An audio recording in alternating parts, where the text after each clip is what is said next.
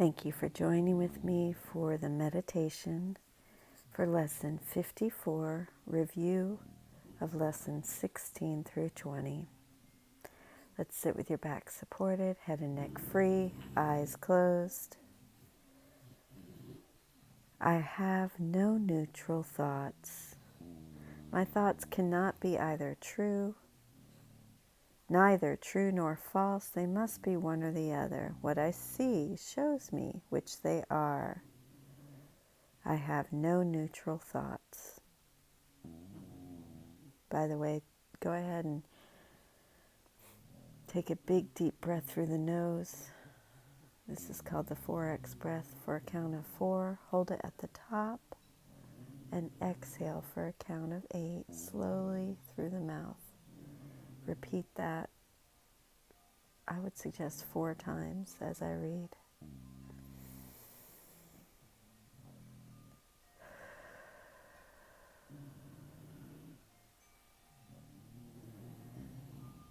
I see no neutral things.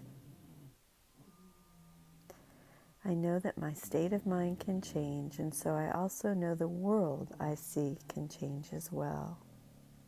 I see no neutral things. I am not alone in experiencing the effects of my seeing.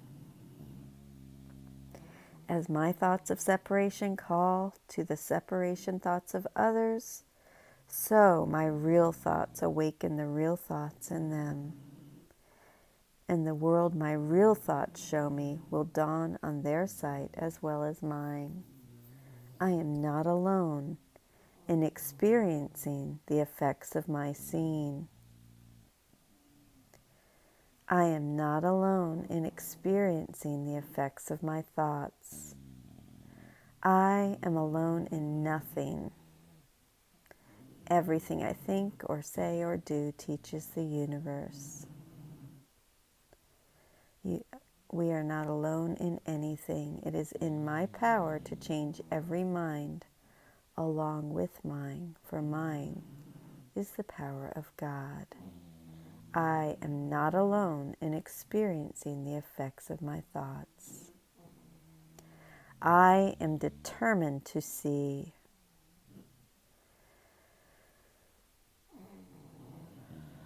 I would behold the proof that what has been done through me has enabled love to replace fear, laughter to replace tears, and abundance to replace loss.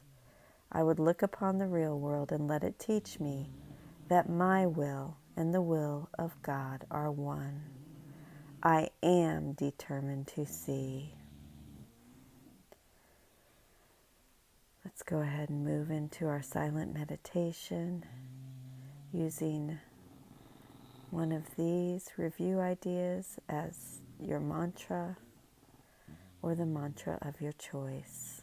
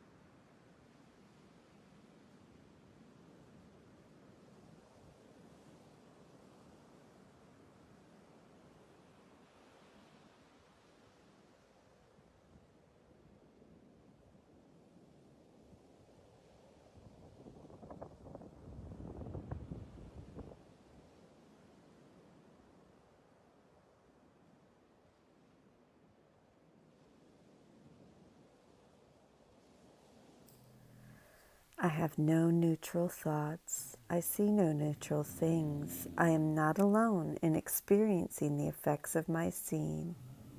I am not alone in experiencing the effects of my thoughts. I am determined to see. We do not have heaven and hell or hell and heaven. They are mutually exclusive states. There is God and there is nothing else. If we believe there is something else, we are believing there is no God. Again, the way we know which thoughts we have chosen in our minds is by paying attention with Jesus beside us to our perceptions of the outer world. They will reflect to us our decision for heaven or hell, truth or falsity. The world is the outside picture of an inward condition. Perception is the outward picture of a wish, an image you wanted to be true.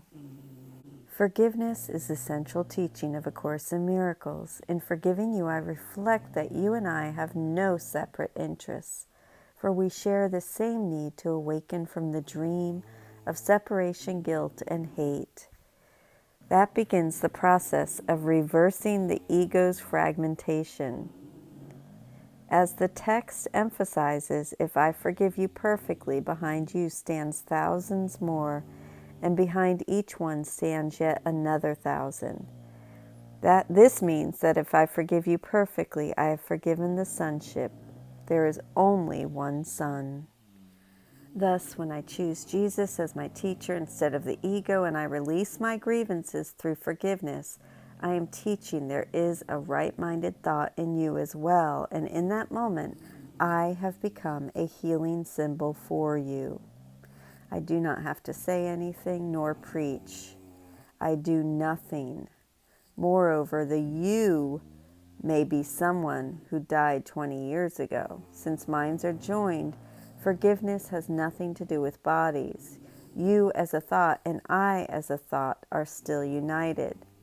Whenever I choose to let go of my grievances against you, I am sending a clear message that says, awaken from the dream of death. Delivering that message is our only function. All the universe is the universe of the sonship in my mind joined with everyone else's. There is only one mind, and I can think, say, or behave from the Holy Spirit or my ego. Thus, Jesus reiterates his teachings on oneness, spirit and ego. We know which choice we made by paying careful attention to what we perceive around us. We cannot be reminded too often that perception is not an objective fact, but always an interpretation. When A Course in Miracles teaches us to look at what we perceive, Jesus is not speaking of looking out and seeing a desk or book, a tree or a person. Rather, we are being instructed to look at the way we perceive objects, people, and situations. In other words, do we perceive proof of the atonement principle or proof of separation? What we perceive will reveal to us what our minds have chosen. Perceptions of love or calls for love reflect the decision to accept the atonement. And this unequivocal choice ushers in the real world and the happy remembrance of the unity of God and His Son. Thank you so much for joining with me today in Lesson 54.